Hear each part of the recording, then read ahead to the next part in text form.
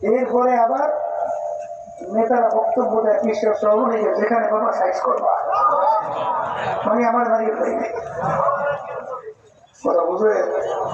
আচ্ছা এখন বাজানদেরকে বলি, এখন তো বলার শক্তি আবার আছে,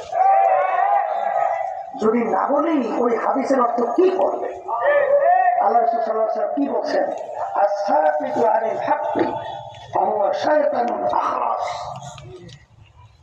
যারা হক জানার পরে চুপ থাকবে ওরা গুমরা শয়তান। আমি হাদিসের অর্থ কি বলবো? আমরা যাবো গুমরা শয়তান, হ্যাঁ গুমরা শয়তান, শয়তানের কাতারের ভিতরে একটা গুমরা শয়তান, হক জানার পরে চুপ থাকবে ওরা গুমরা শয়তান।